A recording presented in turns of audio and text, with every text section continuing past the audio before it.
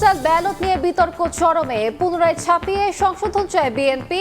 Video viral নিয়ে শাস্তিমূলক ব্যবস্থা নেওয়ার আহ্বান, তদন্তের আশ্বাস ইসির। পোস্টাল ব্যালট অপব্যবহারের আশঙ্কার কথা স্বীকার করলেন খোদ পররাষ্ট্র উপদেষ্টা। বললেন, এক্ষেত্রে মিশনগুলোর বেশি কিছু করার নেই। কেউ এটাকে মিসইউজ করার চেষ্টা করবে, এটা তো অবাক হওয়ার কিন্তু কিছু নেই। আমাদের চেষ্টা করতে হবে যেন মিসইউজ না হয়। নির্বাচনী আসন বন্টন নিয়ে 11 দলের জটিলতা। জোটের প্রার্থী তালিকা ঘোষণা স্থগিত, দ্রুতই সমঝোতার আশ্বাস জামায়াত ইসলামী আন্দোলনের। শতাধিক গুম ও খুনের মামলায় জিয়াউল হাসানের বিচার শুরু। সাক্ষ্য গ্রহণ 8 ফেব্রুয়ারি।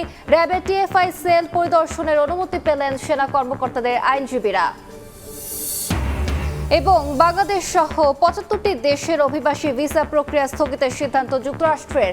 21 জানুয়ারি কার্যকর। সরকারি সুবিধার ওপর নির্ভরশীলতা ঠেকাতে এই পদক্ষেপ।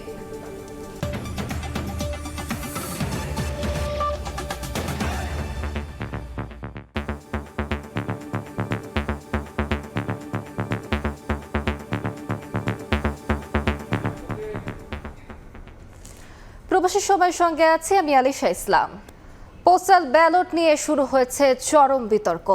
উদ্দেশ্যমূলকভাবে দাড়িপাল্লা, শাপলাকলি প্রতীক উপরের দিকে রাখা হয়েছে দাবি করে পুনরায় ছাপিয়ে তার সংশোধনের দাবি জানিয়েছে বিএনপি। এছাড়া পোস্টাল ব্যালট গণনার ভিডিও ভাইরাল নিয়ে ইসিকে শাস্তিমূলক ব্যবস্থা নেওয়ার আহ্বান জানিয়েছেন দলটির স্থায়ী কমিটির সদস্য নজরুল ইসলাম। একটি দল ভোট জালিয়াতির চেষ্টা করছে বলেও অভিযোগ বিএনপি নেতাদের।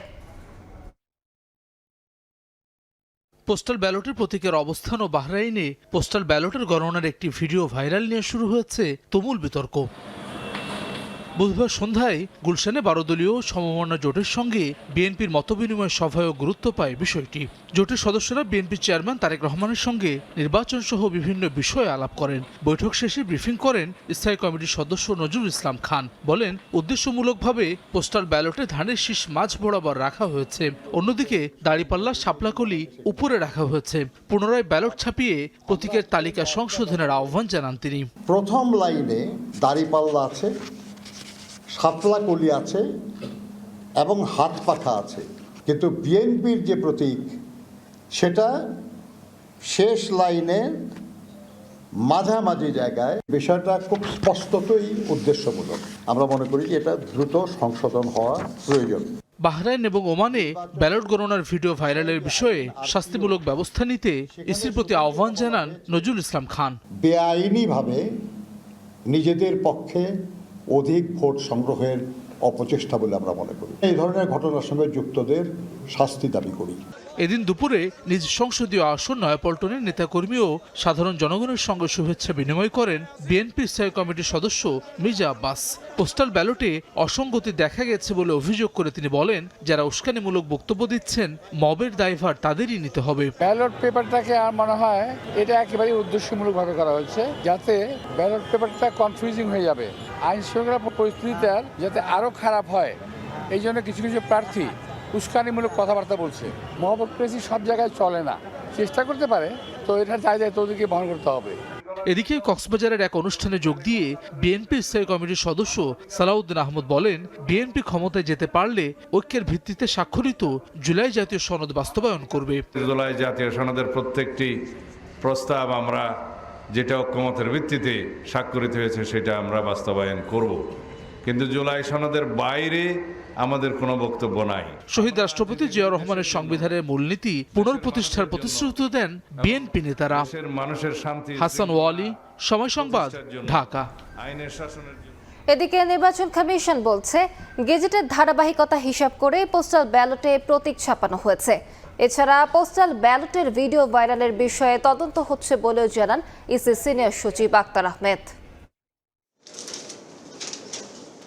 নির্বাচনী তোড়জোড়ের শুরু থেকে পোস্টাল ব্যালট নিয়ে ব্যাপক প্রচারণা চালিয়ে আসছিল নির্বাচন কমিশন। প্রথমবারের মতো প্রবাসীদের ভোটাধিকার নিশ্চিত করার উদ্যোগ নিয়ে অনেকটাই সফলতার পথে ইসি, কিন্তু হঠাৎ পোস্টাল নিয়ে দেখা দিয়েছে বিতর্ক।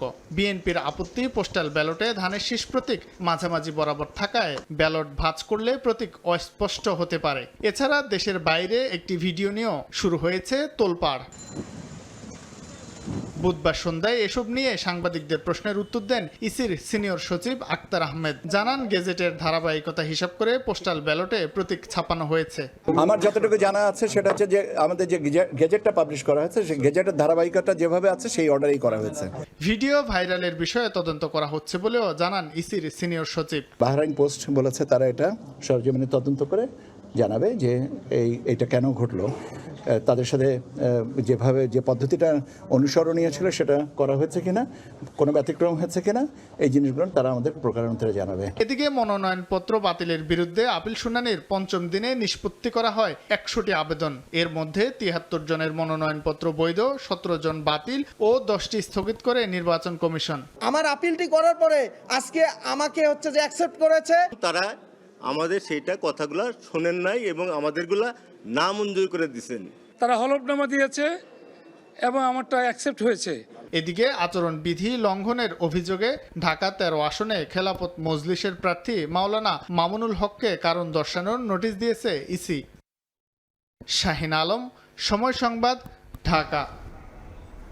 পোস্টাল ব্যালটের অপব্যবহারের শঙ্কা থাকলেও এক্ষেত্রে পররাষ্ট্র মন্ত্রণালয়ের বেশি কিছু করার নেই বলে মন্তব্য করেছেন উপদেষ্টা তৌহিদ হোসেন। জানান, নির্বাচনের সময় অনাকাঙ্ক্ষিত পরিস্থিতি এড়াতে 15 জানুয়ারি থেকে 1 মাস অন অ্যারাইভাল ভিসা বন্ধ রাখছে ঢাকা। ত্রয়োদশ জাতীয় নির্বাচনকে সামনে রেখে নানা প্রস্তুতি নিচ্ছে অন্তর্বর্তী সরকার। আন্তঃমন্ত্রণালয় বৈঠক সহ সাম্প্রতিক নানা ইস্যুতে বুধবার গণমাধ্যমের মুখোমুখি হন পররাষ্ট্র উপদেষ্টা। পোস্টাল ব্যালট অপব্যবহারের শঙ্কা রয়েছে উল্লেখ করে তৌহিদ হোসেন বলেন, এক্ষেত্রে পররাষ্ট্র মন্ত্রণালয়ের বেশি কিছু করার নেই। কেউ এটাকে মিসইউজ করার চেষ্টা করবে, এটা তো অবাক হওয়ার কিন্তু কিছু নেই। আমাদের চেষ্টা করতে হবে যেন মিসইউজ না হয়, এবং যখনই কিছু জানা যাবে সেটা এনকোয়ার করা হবে। ভোট দিয়ে বাই পোস্ট পাঠাবে, কিন্তু মিশনের ভূমিকা যে খুব বেশি তা কিন্তু না। আপনারা জানেন যে নির্বাচনের সময় অনাকাঙ্ক্ষিত পরিবেশ সৃষ্টির চেষ্টা হতে পারে। অনেকেই যারা কাম্য না ঠিক তারা এসে হাজির হয়ে যেতে পারে। এই জন্য আমরা তো ভিসা বন্ধ করছি না, ভিসা নিয়ে আসুন, যে কেউ আসতে চান, যাদের পারপাস ঠিক থাকবে তাদেরকে আমরা আসতে দেবো।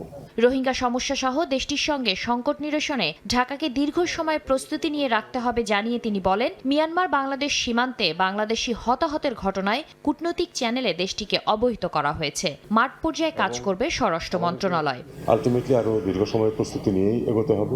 এখানে পররাষ্ট্র মন্ত্রণালয়ের কাজ হচ্ছে ওদের রাষ্ট্রদূতকে ডেকে এ ব্যাপারে আপত্তি করা। বাকিটা গ্রাউন্ডে যারা আছেন তারা এক্স্যাক্টলি কি করছেন এই ঘন্টা বা একদিনের মধ্যে তথ্য আমার কাছে নেই। দেশে চীনের সামরিক ড্রোন কারখানায় স্থাপনের বিষয়ে তিনি বলেন, ঢাকা এমন কিছু করবে না যাতে কোনো দেশের সঙ্গে সম্পর্ক নষ্ট হয়। মিনিমাম কিছু ক্রয় করতে হবে। এগুলো কোথা থেকে করা হবে, কোন দেশ থেকে কতটা কি আনা হবে, এগুলি নিয়ে আসলে অনেক আলাপ আলোচনা হয়, এবং আমরা অবশ্যই এমন কিছু করব না যাতে করে কোনো একটি পক্ষের সাথে আমাদের সম্পর্কের অবনতি হতে পারে। আমরা একটা ব্যালেন্স বজায় রেখেই করব। গাজায় শান্তি রক্ষায় ঢাকার শর্ত পূরণ হলেই সৈন্য পাঠাবে বাংলাদেশ, তবে এখনো সিদ্ধান্ত নেয়নি সরকার, জানান তৌহিদ হোসেন। আমরা ওখানে লড়াই করতে যাব না। শাতিলা শারমিন, সময় সংবাদ, ঢাকা। নির্বাচনী আসন বণ্টন নিয়ে জটিলতায় জামায়াত এনসিপি সহ 11 দলীয় জোটের প্রার্থী তালিকা ঘোষণা স্থগিত করা হয়েছে। তবে আসন বণ্টন নিয়ে দলগুলোর মধ্যে আলোচনা চলছে বলে জানান ইসলামী আন্দোলন বাংলাদেশের মুখপাত্র গাজী আতাউর রহমান। তার অভিযোগ, জোটকে শক্তিশালী করার ব্যাপারে জামায়াত পরিপূর্ণ আন্তরিক নয়। তবে জামায়াতের পক্ষ থেকে সব অভিযোগ উড়িয়ে দিয়ে জানানো হয়েছে, সমঝোতার ব্যাপারে সকল দলই উদার ও আন্তরিক। নির্বাচনী আসন সমঝোতা থেকে বেরিয়ে যাচ্ছে ইসলামী আন্দোলন সহ কয়েকটি দল। এমন গুঞ্জনের মাঝেই গত সোমবার সাংবাদিকদের কাছে জামায়াত আমির ঘোষণা দেন, মঙ্গলবারের মধ্যে দৃশ্যমান হবে 11 দলের নির্বাচনী আসন সমঝোতা। তবে মঙ্গলবার এ সংক্রান্ত কোনো সিদ্ধান্ত আসেনি। পরে বুধবার বিকেলে 11 দলের পক্ষ থেকে ডাকা হয় সংবাদ সম্মেলন, কিন্তু সংবাদ সম্মেলনের জন্য নির্ধারিত সময়ের মাত্র 2 ঘন্টা আগে স্থগিত করা হয় সেটি। সবকিছু মিলিয়ে জোট শেষ পর্যন্ত থাকবে কিনা তা নিয়ে শুরু হয় নানা জল্পনা কল্পনা। তবে সন্ধ্যায় সাংবাদিকদের মুখোমুখি হন ইসলামী আন্দোলন বাংলাদেশের নীতি নির্ধারণী ফোরাম। দলটির মুখপাত্র গাজী আতাউর রহমান জোট ভাঙনের গুঞ্জন উড়িয়ে দিয়ে বলেন, প্রতিকূলতা সত্ত্বেও শেষ পর্যন্ত জোট টিকিয়ে রাখতে চেষ্টা করবে তার দল। তবে প্রশ্ন তোলেন জামায়াতের আন্তরিকতা নিয়ে। সমঝোতা মানে হলো এখানে কেউ কারো উপর ডমিনেট করবে না, তাই না? কেউ কারো উপর চাপ প্রয়োগ করবে না। এখন সেই পরিবেশটা যদি থাকতো, আসন কম বেশি এটা বড় কোনো সমস্যা আমার মনে হয় এখানে থাকতো না। ঐক্যের যেই পাটাতনটা আমরা তৈরি করেছিলাম সেটা রক্ষার জন্য আমরা চেষ্টা করবো ইনশাল্লাহ। এদিকে রাতে মগবাজারে জামায়াতের কেন্দ্রীয় কার্যালয়ে দলটির আমিরের সঙ্গে মার্কিন শিক্ষাবিদ ডক্টর গর্ডন ক্লিংগেন-স্মিথ এর নেতৃত্বে বাংলাদেশে খ্রিস্ট ধর্মাবলম্বীদের একটি উচ্চ পর্যায়ের প্রতিনিধি দলের সৌজন্য সাক্ষাৎ হয়। এই সাক্ষাৎ শেষে দলটির সহকারী সেক্রেটারি জেনারেল এহসানুল মাহবুব জুবায়ের জানান, জোটের সব দল আসন সমঝোতার ব্যাপারে এখনো আন্তরিক। আমাদের মধ্যে অত্যন্ত সৌহার্দ্যপূর্ণ সম্পর্ক ছিল এবং এখন যেটা অব্যাহত আছে। আসন সমঝোতা একটা বাস্তবিক একটা অনেক বড় বিষয়, তো এটা নিয়ে কিছু কিছু আলোচনা একটু বেশি সময় করতে হচ্ছে। দু একদিনের মধ্যে সেটা ফাইনাল হয়ে যাবে ইনশাআল্লাহ। আসন সমঝোতায় জামায়াত সর্বোচ্চ ছাড় দিতেও প্রস্তুত বলে জানান এই জামায়াত নেতা। শফিক মুন্সি, সময় সংবাদ, ঢাকা। নির্বাচনে বিজেপি সহ মাঠে থাকবেন আইনশৃঙ্খলা রক্ষা বাহিনীর প্রায় 9 লাখ সদস্য। দেশের বাইরে থেকে কেউ নির্বাচন বানচালের চেষ্টা করলে ছাড় দেওয়া হবে না বলে জানিয়েছেন স্বরাষ্ট্র উপদেষ্টা। দুপুরে চট্টগ্রামের সাতকানিয়ায় বিজেপির প্যারেড পরিদর্শন ও কুচকাওয়াজে তিনি এই কথা বলেন।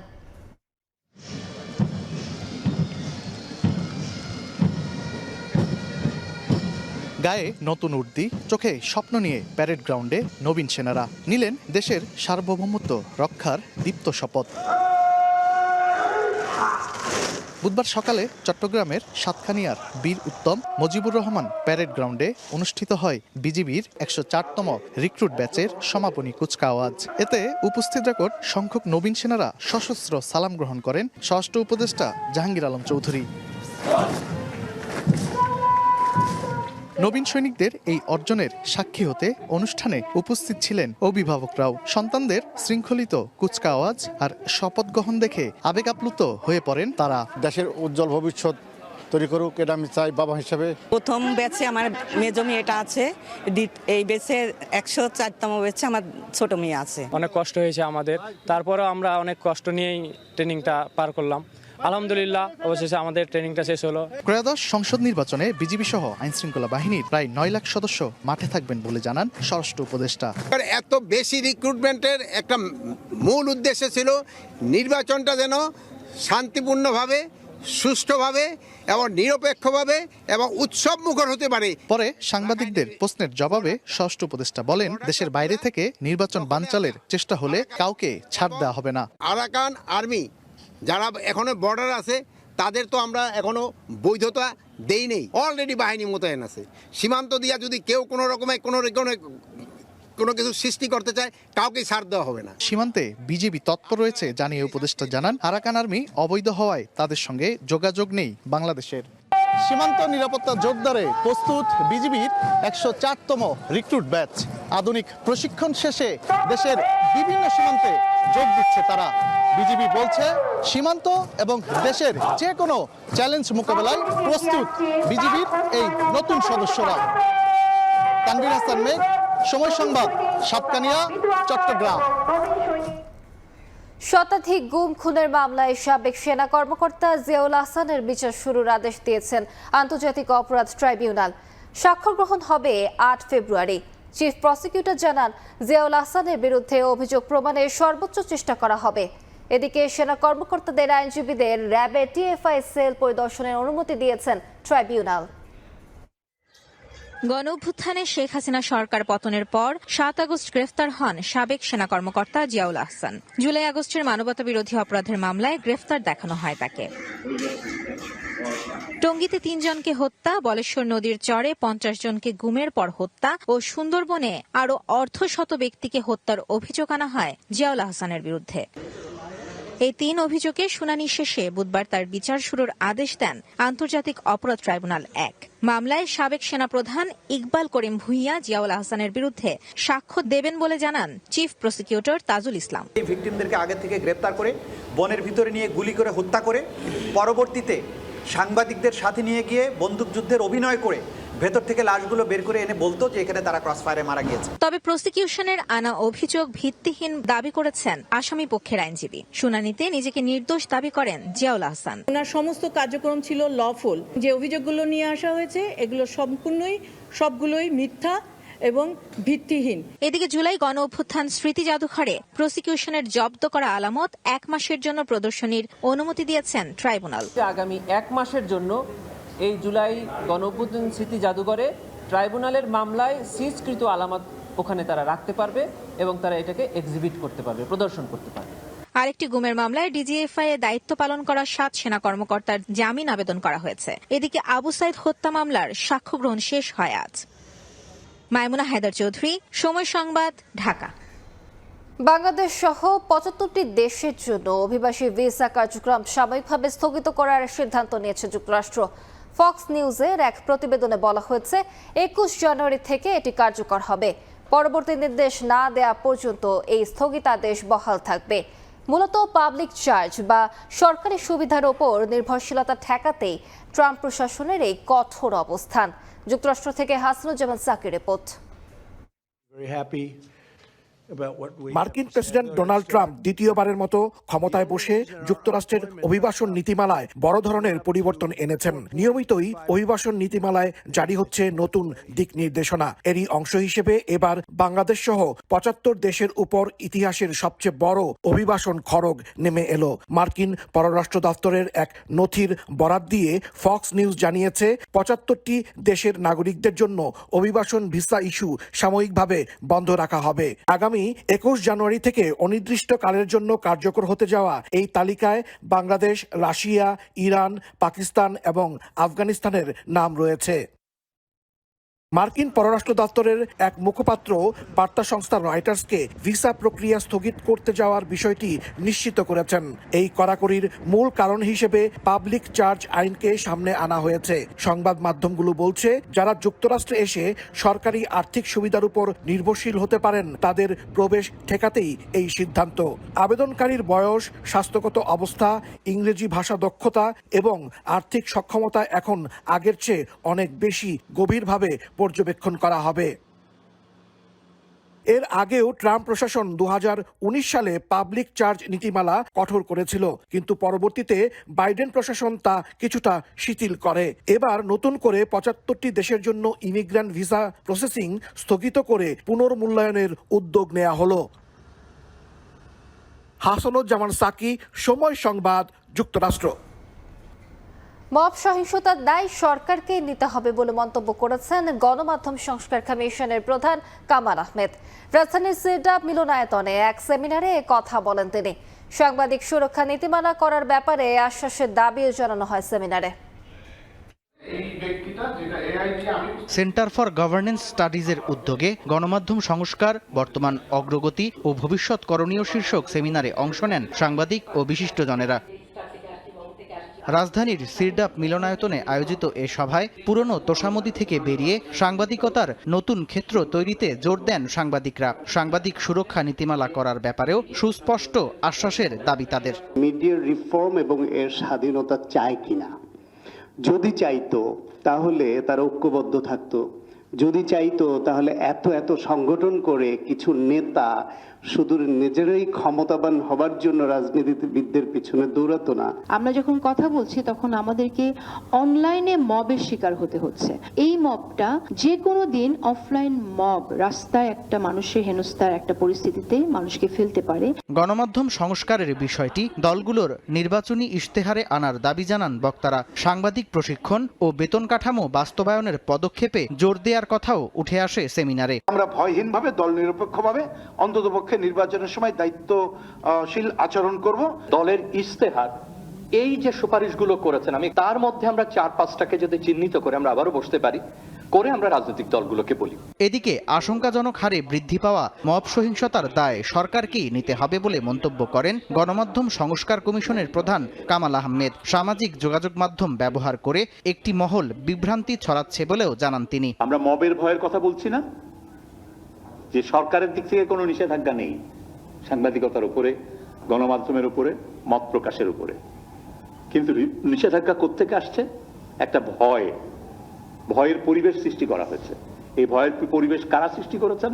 ওই যে মব। নির্বাচন সামনে রেখে কৃত্রিম বুদ্ধিমত্তা ব্যবহারে সতর্কতা ও বস্তুনিষ্ঠতা রক্ষায় সাংবাদিকদের করণীয় নিয়েও কথা বলেন বক্তারা। সামদানি প্রত্যয়, সময় সংবাদ, ঢাকা। মিয়ানমারের বিদ্রোহী গ্রুপ আরাকান আর্মি বাংলাদেশের সীমান্ত ঘেঁষে বিপজ্জনক স্থল মাইন বসিয়েছে বলে অভিযোগ উঠেছে। এখন পর্যন্ত ৩০০ মাইন স্থাপনের তথ্য জানাচ্ছেন স্থানীয়রা। আর এই মাইন বিস্ফোরণে বাংলাদেশি বাসিন্দাদের যেমন অঙ্গহানি হচ্ছে, তেমনি প্রায় মারা যাচ্ছে গরু ছাগলও, যার ফলে বোমা, গুলি, মাইন ও সশস্ত্র গোষ্ঠীর অনুপ্রবেশে সীমান্তবাসীর উদ্বেগ বাড়িয়েছে কয়েক গুণ।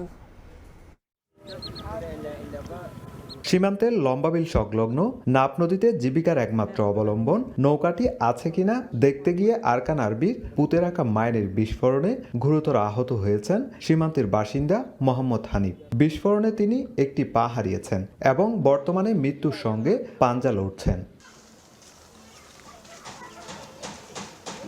এই ঘটনায় হানিফের পরিবার চরম উদ্বেগ ও অনিশ্চয়তায় দিন কাটাচ্ছে। হতদরিদ্র পরিবারটি এখন দিশেহারা। তার মা ও স্বজনদের প্রশ্ন, এই ঘটনার দায় কে নেবে আর তাদের ন্যায় বিচারই বা কে নিশ্চিত করবে?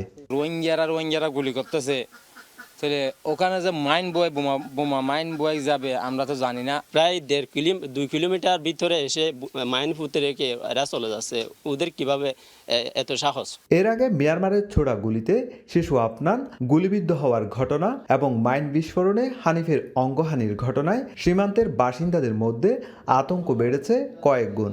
যাদের আয়ের প্রধান উৎস নদীতে মাছ ধরা, তারা জীবন ঝুঁকিতে ফেলে আর নদীতে নামছেন না।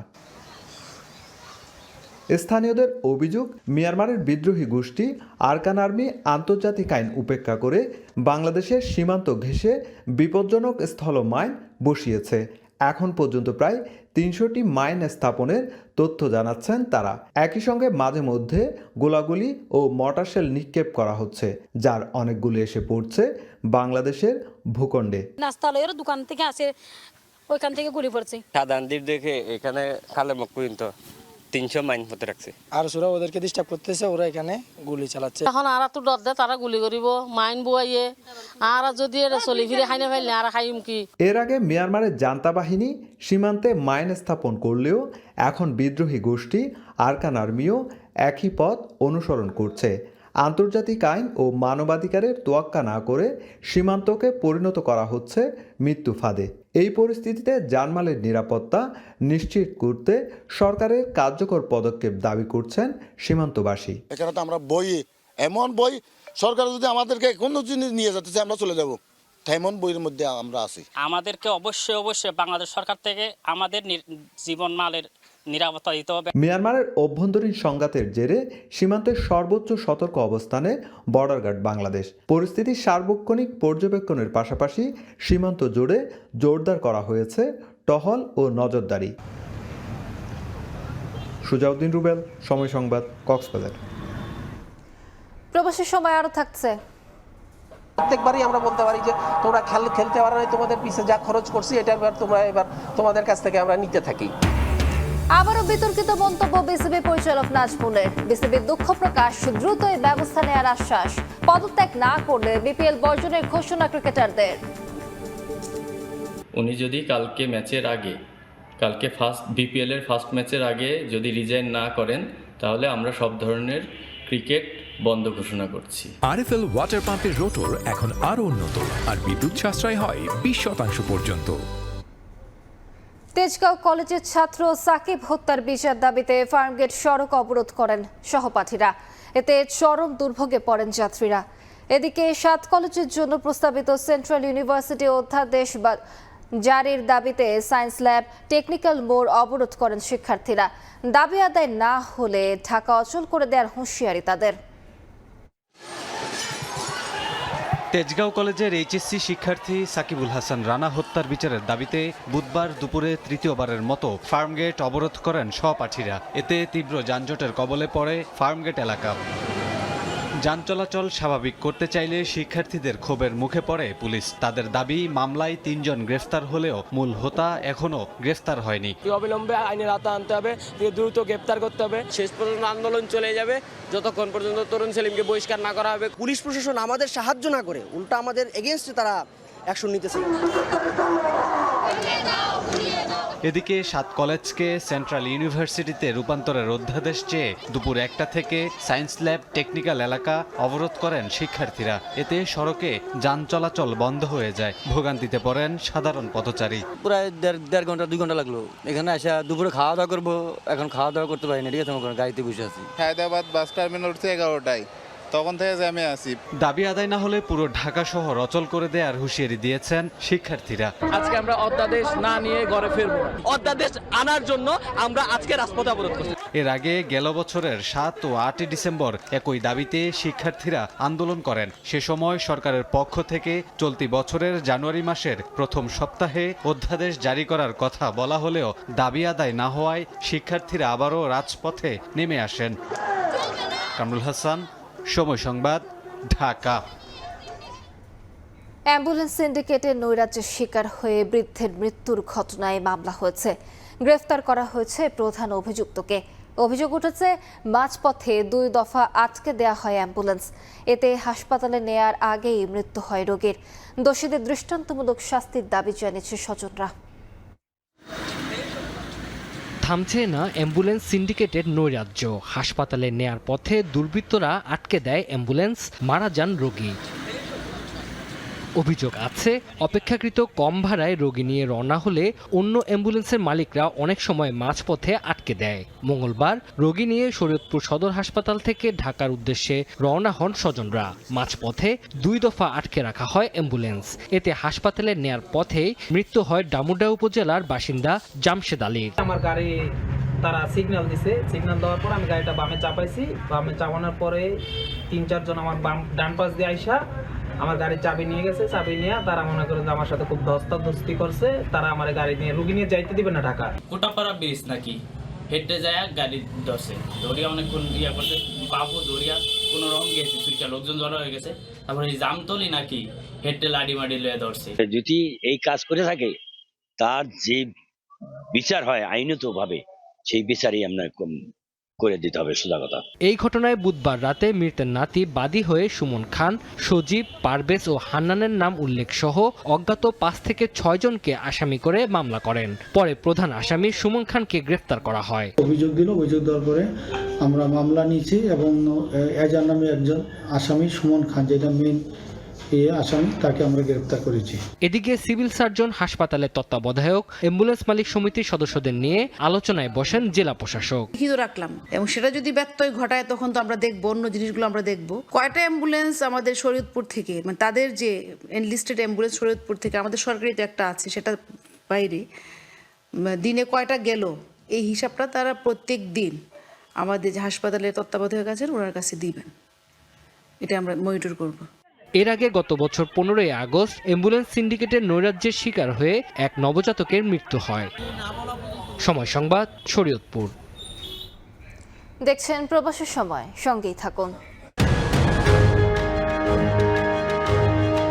এমন একজন প্রার্থীকে চাচ্ছি, সৎ, নিষ্ঠাবান, দক্ষ এবং দেশপ্রেমিক, যারা এই ভাঙ্গন কবলিত মানুষের দুঃখ দুর্দশা বুঝবে, তারা যেন স্বাস্থ্য খাতে বাজেটটা বরাদ্দ করে। কৃষক বাঁচলে দেশ বাঁচবে। মূল প্রতিবন্ধকতা হচ্ছে যোগাযোগ ব্যবস্থাটা। নারীরা যাতে নিরাপদে স্বাচ্ছন্দ্যে চলাফেরা করতে পারে। সবচেয়ে বড় অন্তরায় হচ্ছে আপনার মাদক। বগুড়াতে মিনিমাম 2টা বিশ্ববিদ্যালয় হতে হবে। আরো সাহিত্য সংস্কৃতির ব্যাপারে আমাদের এই অঞ্চলে কোনো পৃষ্ঠপোষকতা নাই। এমন একটা সমাজ ব্যবস্থা চাই যেখানে ভেদাভেদ থাকবে না। সংসদ হবে জনমানুষের কথা বলার জায়গা।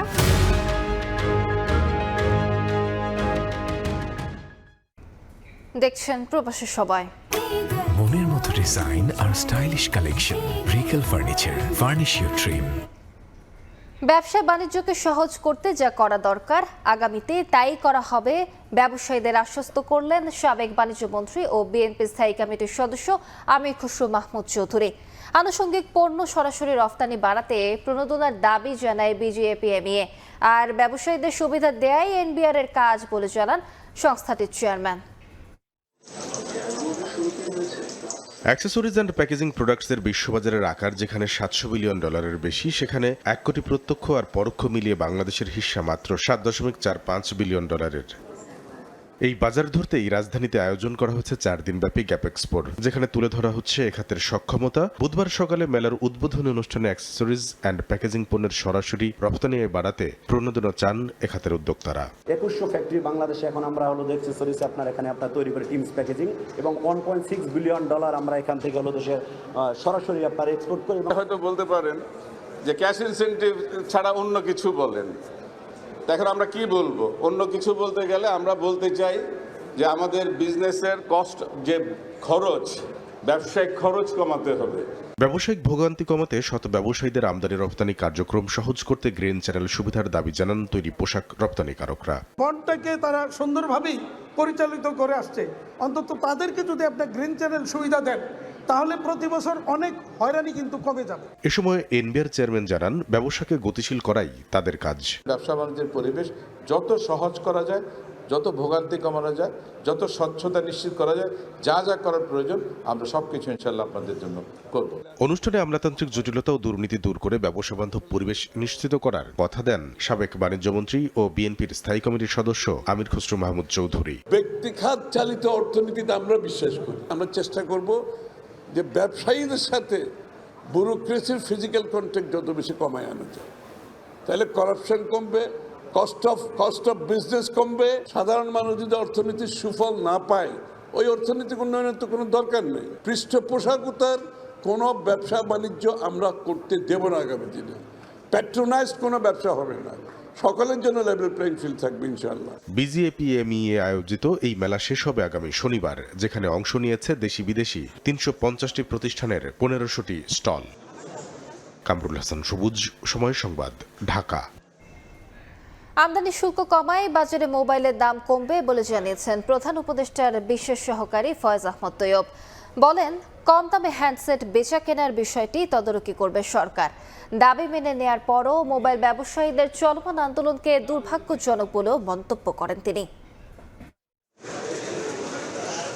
মোবাইল ফোনের দাম সাধারণ মানুষের ক্রয় ক্ষমতার মধ্যে রাখতে হ্যান্ডসেট আমদানিতে শুল্ক 25% থেকে কমিয়ে 10% করেছে সরকার। এনবিআর এর হিসেবে শুল্ক কমানোর ফলে 30,000 টাকার বেশি দামের আমদানি হওয়া প্রতিটি মোবাইলের দাম 5,500 টাকা কমবে। আর দেশে সংযোজিত 30,000 টাকার কম দামের প্রতিটি হ্যান্ডসেটের মূল্য কমতে পারে 1,500 টাকা। প্রস্তাবনা আমি ওনাদের কাছ থেকে পেয়েছি। বুধবার রাজধানীর কারওয়ান বাজারে এক অনুষ্ঠানে প্রধান উপদেষ্টার বিশেষ সহকারী ফয়েজ আহমদ তৈয়ব দৃঢ়ভাবে বলেন, শুল্ক কমানোর ইতিবাচক প্রভাব মোবাইল ফোনের দামে পড়বে। কম দামে হ্যান্ডসেট বিক্রি মনিটরিং করবে এনবিআর, বাণিজ্য মন্ত্রণালয় ও জাতীয় ভোক্তা অধিকার সংরক্ষণ অধিদপ্তর। ন্যাশনাল বোর্ড অফ রেভিনিউর মনিটরিং মেকানিজম আছে এবং কমার্স মন্ত্রণালয়ের মনিটরিং মেকানিজম আছে, ভোক্তা অধিকার আছে। আমরা সবাইকে যদি অ্যাক্টিভেট করতে পারি, যেহেতু শুল্ক কমেছে, অবশ্যই মোবাইলের দাম কমে আসবে। এ সময় মোবাইল ব্যবসায়ীদের চলমান আন্দোলন প্রসঙ্গে ফয়েজ আহমদ তৈয়ব বলেন, তাদের দাবি মেনে আমদানি শুল্ক 10% নামিয়েছে সরকার। এ অবস্থায় আন্দোলনের যৌক্তিকতা নিয়ে প্রশ্ন তোলেন তিনি। আমি সর্বোচ্চ চেষ্টা করে এটা 10% এনেছি। এটা আমি চ্যালেঞ্জ দিলাম অন্য খাতকে। অন্য খাতে যদি কেউ এটা এতটা কম পর্যায়ে আনতে পারে, আপনারা এনে আমাদেরকে দেখাবেন।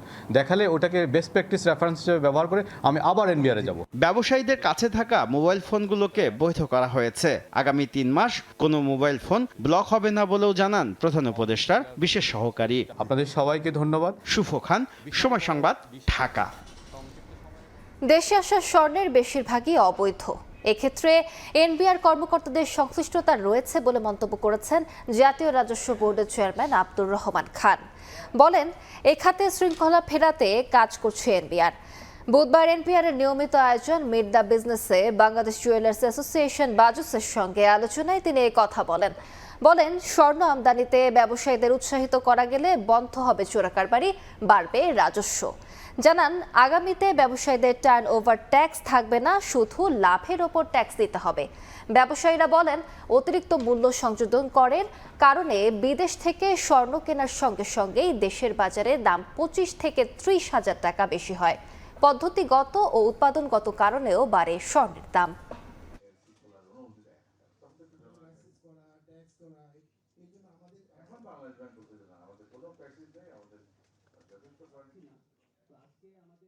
যেখানে আপনার স্বর্ণ একজন ইম্পোর্টারের কাছ থেকে ক্রয় করতে গেলে 30,000 টাকা দাম বেড়ে যায়, তারপর তো অন্যান্য খরচ আছে, এই দেশ থেকে কেউ স্বর্ণ কিনবে না। ইতিমধ্যে এই দেশ থেকে হাজার হাজার কোটি টাকার ক্রেতা এই দেশ থেকে চলে গেছে। এখানে একটা বড় এলিমেন্ট আছে অবৈধ, সবাই তো স্বীকার করছে, এটা তো অস্বীকার করার কোনো জোগাড় নাই। আমরা এখন এটাকে ঠিক করতে চাই।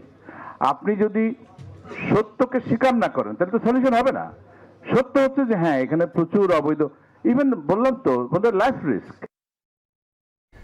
টাকা তুলতে না পেরে আবারও বাংলাদেশ ব্যাংকের সামনে মানববন্ধন করেছেন নবগঠিত সম্মিলিত ইসলামী ব্যাংকের গ্রাহকরা। 20 জানুয়ারির মধ্যে স্বল্প ও দীর্ঘমেয়াদী সহ সব ধরনের আমানত ফেরতের দাবি জানান তারা। একই সাথে সম্মিলিত ইসলামী ব্যাংকের নতুন ও পুরাতন হিসাবের বিপরীতে একই হারে মুনাফা দেয়া এবং 2 লাখ টাকার বেশি আমানতকারীদের অর্থ ফেরত 3 মাসের পরিবর্তে 2 মাস করার দাবি জানান গ্রাহকরা। বিলুপ্ত 5 ব্যাংকের সাধারণ শেয়ার হোল্ডাররাও অংশ নেন মানববন্ধনে। প্রশ্ন তোলেন এজিএম ছাড়া শেয়ার শূন্য ঘোষণার বিধান রয়েছে কিনা তা নিয়েও।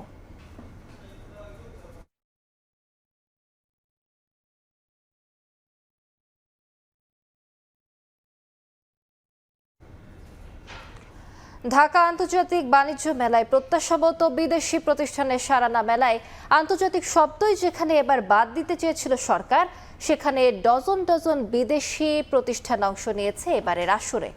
কারো কাছে স্টল এসেছে নিত্যপণ্যের মতো হাত বদল হয়ে, কেউ আবার নিজের নামে বরাদ্দ পাওয়া স্টলের অর্ধেক ভাড়া দিয়েছেন আরেকজনকে।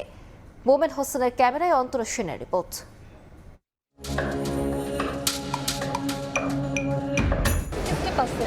ये गवर्नमेंट ऑर्गेनाइजर करते हैं, गवर्नमेंट तो उनसे लिया टेंडर पाइसे जे पाइसे उन्हीं ব্যবসা। ঢাকা আন্তর্জাতিক বাণিজ্য মেলা নানা সমালোচনার মধ্যে এবার বসেছে 30তম আসর। বিদেশি প্রতিষ্ঠানের প্রত্যাশিত অংশগ্রহণ না থাকায় মেলা শুরুর আগে আন্তর্জাতিক নামে বাদ দেওয়ার সিদ্ধান্ত নিয়েছিল সরকার। অবশেষে 3 দশক আগের নাম বহাল রেখে 3 জানুয়ারি মেলার উদ্বোধনী অনুষ্ঠান ও এর আগে করা সংবাদ সম্মেলনে জানানো হয় এবার মেলায় অংশ নিচ্ছে 6 দেশের প্রতিষ্ঠান। আন্তর্জাতিক বাণিজ্য মেলায় বিদেশি স্টল থাকবে, এটাই স্বাভাবিক। ইপিবির তথ্য বলছে 11টি স্টল আর প্যাভিলিয়ন বরাদ্দ করা হয়েছে বিদেশিদের জন্য। তবে বাস্তবে এসে দেখা যাচ্ছে এর সংখ্যা দ্বিগুণেরও অনেক বেশি। কর্তৃপক্ষ বলছে তাদের কাছে এই ধরনের কোনো তথ্যই নেই। তবে কি এর পেছনে রয়েছে অন্য কোনো কারসাজি? চলুন দেখা যাক।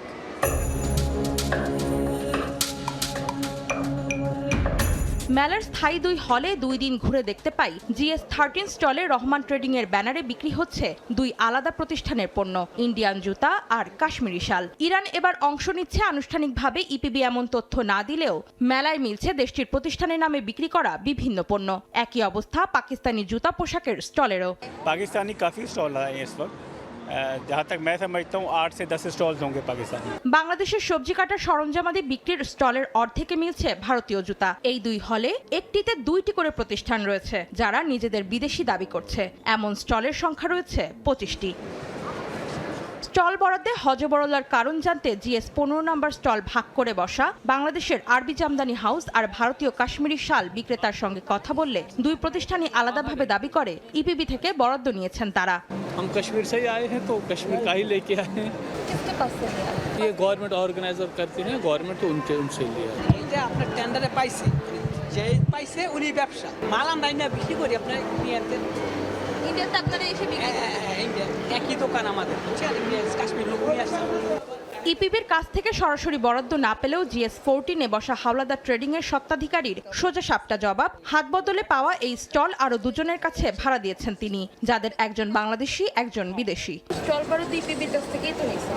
হ্যাঁ, ইপিবির কাছ থেকে নিয়েছেন পুরোটা, এরপরে হচ্ছে এইটুকু হচ্ছে ওদের কাছে। এটা হলো কি আপনার কি এটা বাণিজ্য মন্ত্রণালয় থেকে অনেকেই নেই, লাইসেন্স আছে তারাই পায়। এটা আমি আরেকজন তো নিছি। আমরা তো আর ডাইরেক্ট এখানে যাইতে পারি না, আমরা ডাইরেক্ট যেতে পারি না, কারণ এটা নিতে হইলে আপনার লাইসেন্স টাইসেন্স লাগে।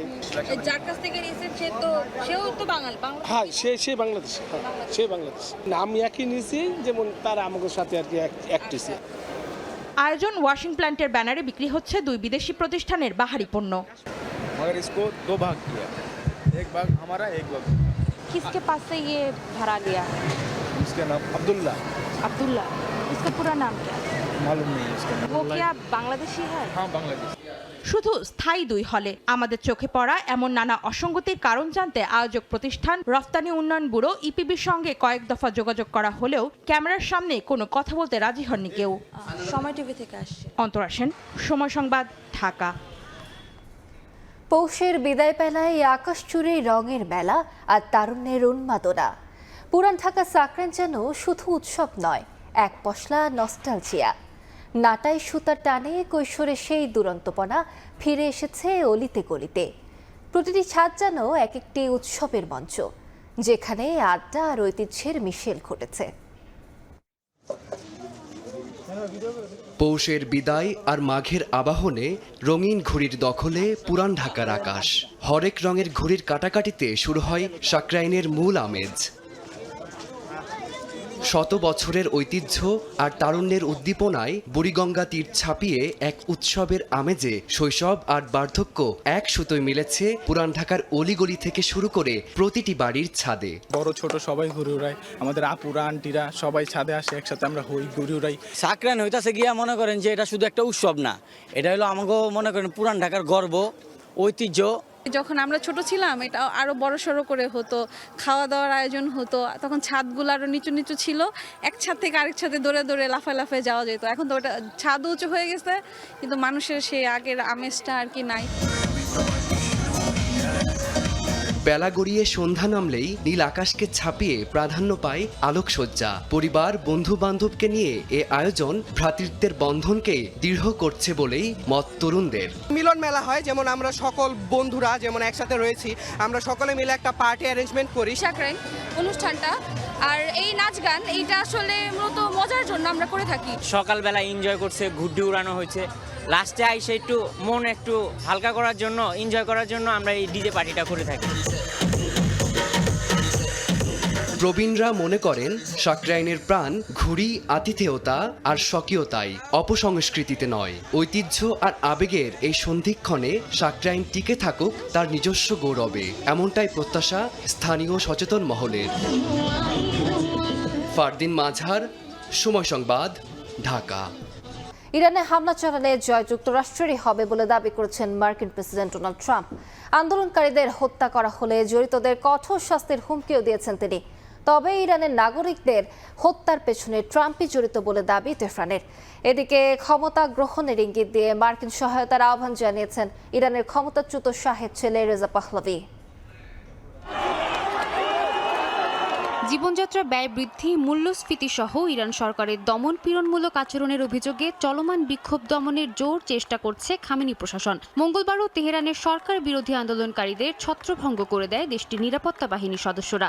মার্কিন প্রেসিডেন্ট ডোনাল্ড ট্রাম্পের আন্দোলনকারীদের পাশে থাকার অঙ্গীকারের পর নতুন করে অনেকেই রাজপথে নামার চেষ্টা করছেন। হতাহতের সংখ্যা বাড়ায় ইরানের আন্দোলনকারীদের জন্য সামরিক হস্তক্ষেপের ইঙ্গিত দেন ট্রাম্প। ট্রাম্পের এই মন্তব্যের তীব্র প্রতিক্রিয়া জানায় ইরান। দেশটির সর্বোচ্চ জাতীয় নিরাপত্তা পরিষদের প্রধান আলী লাইরিজানি যুক্তরাষ্ট্রের হুমকি প্রত্যাখ্যান করে সামাজিক যোগাযোগ মাধ্যম এক্সের এক পোস্টে ইরানীয়দের মূল হত্যাকারী হিসেবে ট্রাম্প ও নেতানিয়াহুর নাম উল্লেখ করেন। এছাড়াও জাতিসংঘে ইরানের স্থায়ী দূত আমির সাইদ ইরাভানি ট্রাম্পের বিরুদ্ধে সহিংসতায় উস্কানির অভিযোগ তোলেন। এই অস্থিরতাকে কেন্দ্র করে আবারও ক্ষমতায় ফেরার ইচ্ছা প্রকাশ করেছেন ইরানের ক্ষমতাচ্যুত শাহের ছেলে রেজা পাহলাভি। ফক্স নিউজকে দেয়া এক সাক্ষাৎকারে তিনি বলেন, সরকার পতন হলে বিরোধী দল ক্ষমতা গ্রহণে প্রস্তুত। এ সময় মার্কিন সহায়তার জন্য অনুরোধ করেন তিনি। ক্ষমতা হস্তান্তর বিষয়ে ইরানের অভ্যন্তরীণ কর্মকর্তাদের সঙ্গেও আলোচনা চলছে বলে উল্লেখ করেন পাহলাভি। এদিকে 5 দিনেরও বেশি সময় ধরে ইন্টারনেট সেবা থেকে বঞ্চিত ইরানের সাধারণ মানুষ। এই অবস্থায় দেশটিতে বিনামূল্যে ইন্টারনেট সেবা দেওয়ার প্রস্তাব দিয়েছে মার্কিন ধনকুবের ইলন মাস্কের প্রতিষ্ঠান স্টারলিংক। সাদিয়া তাসনিম, সময় সংবাদ। আবারও বিতর্কিত মন্তব্য করে আলোচনায় বিসিবি পরিচালক এম নাজমুল ইসলাম। এবার ক্রিকেটারদের পারিশ্রমিক নিয়ে বেফাঁস বক্তব্য দিয়েছেন তিনি, যার প্রতিক্রিয়া জানিয়েছে কোঅপ। কাল বিপিএল এর ঢাকা পর্বের প্রথম ম্যাচ মাঠে গড়ানোর আগে তিনি পদত্যাগ না করলে সব ধরনের ক্রিকেট বয়কটের ঘোষণা দিয়েছে ক্রিকেটার্স ওয়েলফেয়ার অ্যাসোসিয়েশন।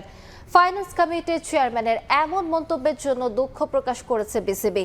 দ্রুত তার বিরুদ্ধে ব্যবস্থার হুঁশিয়ারি আশ্বাস দিয়েছে ক্রিকেট বোর্ড।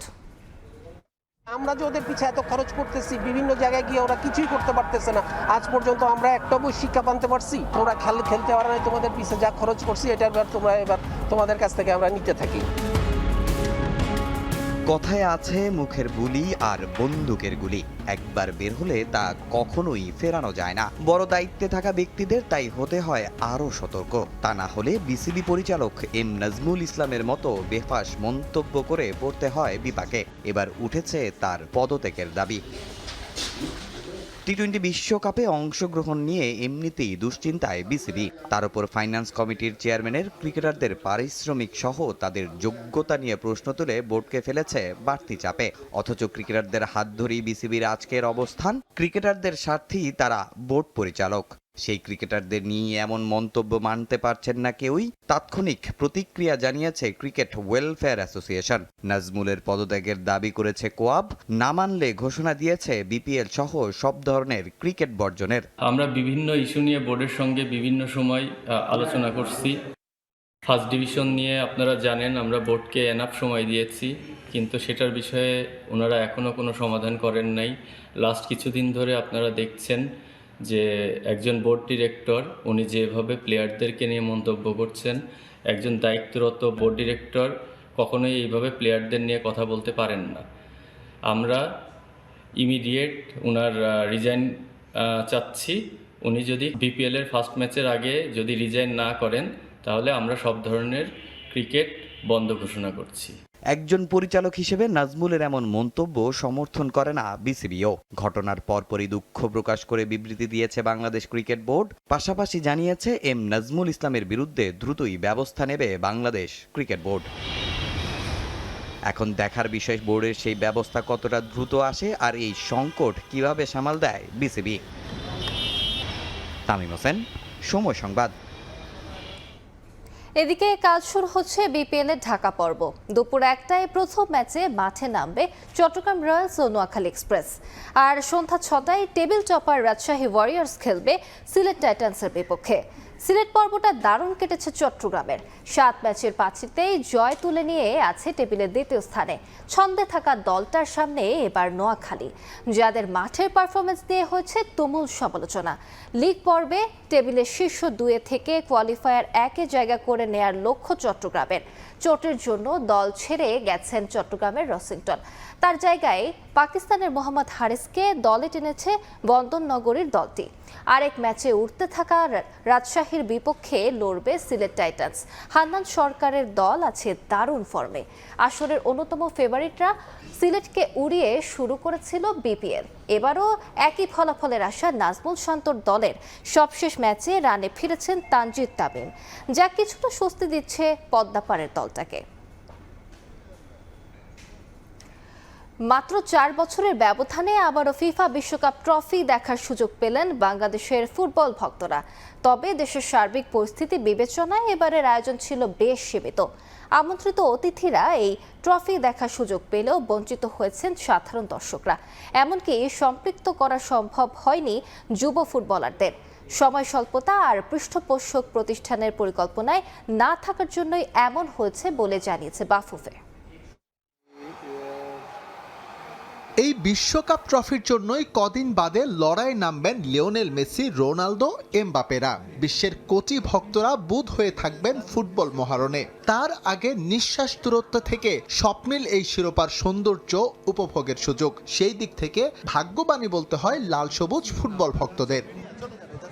বিশ্বকাপ খেলুড়ে দেশ না হয়েও মাত্র 4 বছর ব্যবধানে আবারও ফুটবল দুনিয়ার সবচাইতে আকাঙ্ক্ষিত ট্রফি বাংলাদেশে, তবে এবার স্বল্প পরিসরে। একদিনের কথা বলা হলেও বাংলাদেশে বিশ্বকাপ ট্রফি ট্যুর মাত্র 14 ঘন্টার। যারা সুযোগ পেয়েছেন দেখার, এখনই থ্রিল অনুভব করছেন মাঠের লড়াইয়ের। সবারই আমারও একটা উইশ ছিল ট্রফির কাছে, যে বললাম যে এটা যদি কখনো যদি আমাদের ঘরে আসে তাহলে ভালো লাগবে। আমি আসলে প্রত্যাশা এটা নিয়ে আসছি যে যেহেতু দেখে যাচ্ছি ব্রাজিলই শিওর ওয়ার্ল্ড কাপটা জিতবে। ফুল টিম ব্যালেন্স তো আশা করা যায় এবার আমরা আবার ফাইনালে দেখা হবে। নির্ধারিত ভেন্যুতে ট্রফি ট্যুরের প্রথম সেগমেন্ট ছিল বাফুফের জন্য বরাদ্দ। এরপর সুযোগ আসে সাধারণ দর্শকের। এর মাঝে মিডিয়া সেশন থাকলেও গণমাধ্যম কর্মীদের কেবল সুযোগ দেওয়া হয়েছে ছবি তোলার। ট্রফির সঙ্গে গিলবার্তো সিলভার মতো বিশ্বকাপ জয়ী ফুটবলার এলেও ছিল না কোনো প্রশ্ন উত্তর পর্ব।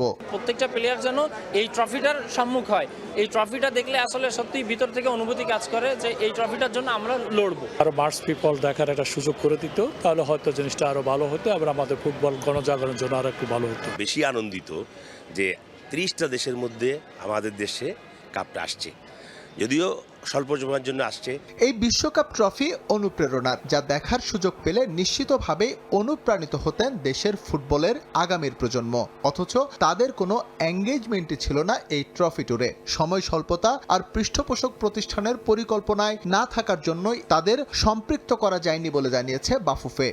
এই ট্রফি ভিউইং একটা প্রোটোকল আছে, ওই প্রোটোকলের একটা সিস্টেম আছে, কতক্ষণ কতজন যাবে, কয়টা সিঙ্গেল ছবি উঠবে, কয়টা গ্রুপ ছবি উঠবে, সবগুলো একটা বাধা আছে। সো ওইটাকে ক্যালকুলেট করে that the maximum they could do সেটা করেছে। সো সব কিছু মিলিয়ে this is the best they could do, but definitely আক্ষেপ রয়ে গেছে, কোনো সন্দেহ নাই। এর আগে সকালে ভারত থেকে বিশ্বকাপ ট্রফি এসে পৌঁছায় বাংলাদেশে। কড়া নিরাপত্তায় শাহজালাল বিমানবন্দর থেকে নিয়ে আসা হয় ভেন্যুতে। যেই ট্রফিটা পেলে লিওনেল মেসি মারাদোনারা স্পর্শ করেছেন, সেই ট্রফিটাই বাংলাদেশে। এর সাক্ষী হতে অধীর আগ্রহে অপেক্ষা করেছে হাজারো ফুটবল প্রেমী। কারণ বিশ্বকাপ বাঙালিদের কাছে সবসময় বাড়তি উন্মাদনার, বাড়তি আবেগের। এখনও হাতে 5 মাসের মতো সময় রয়েছে, তবে এই ট্রফি ট্যুরের মধ্য দিয়ে বলা যেতে পারে আনুষ্ঠানিকভাবে বাঙালির বিশ্বকাপ উন্মাদনাটা কিন্তু শুরু হয়ে গেল। এস এম ইকবাল, সময় সংবাদ, ঢাকা। এ পর্যায়ে শীর্ষ সংবাদগুলো জানিয়ে দিচ্ছি আরেকবার। পোস্টাল ব্যালট নিয়ে বিতর্ক চরমে, পুনরায় ছাপিয়ে সংশোধন চায় বিএনপি। ভিডিও ভাইরাল নিয়ে শাস্তিমূলক ব্যবস্থা নেওয়ার আহ্বান, তদন্তের আশ্বাস ইসির। নির্বাচনী আসন বন্টন নিয়ে 11 দলের জটিলতা, জোটের প্রার্থী তালিকা ঘোষণা স্থগিত, দ্রুতই সমঝোতার আশা জামায়াত ইসলামী আন্দোলনের। এবং বাংলাদেশ সহ 75টি দেশের অভিবাসী ভিসা প্রক্রিয়া স্থগিতের সিদ্ধান্ত যুক্তরাষ্ট্রের। 21 জানুয়ারি কার্যকর, সরকারি সুবিধার ওপর নির্ভরশীলতা ঠেকাতে এই পদক্ষেপ।